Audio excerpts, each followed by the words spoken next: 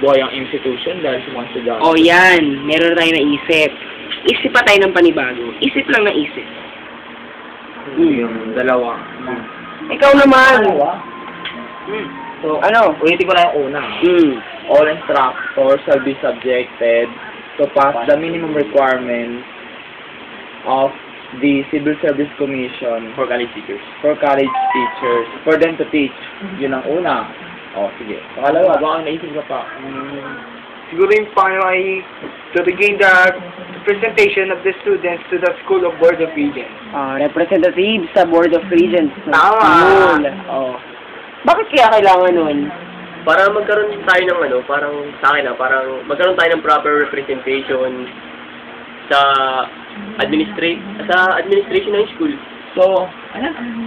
So, ibig sabihin, yung mga umuupo sa SSG ngayon, hindi na sila kasama sa meeting ng Board of Regents. Hindi. Oh, just so you know, ang pinaka-last na naging board member sa School of Regents ay si Ate Lailani Curie. Scout kami na. Si Ate Lani.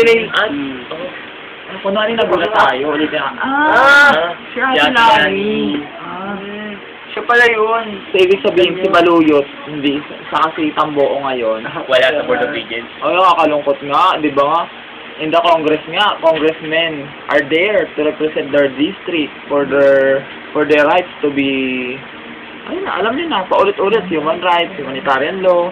So, ibig sabihin, kaya kailangan natin ng representative sa School of Regents ay para sa transparency sa decision making.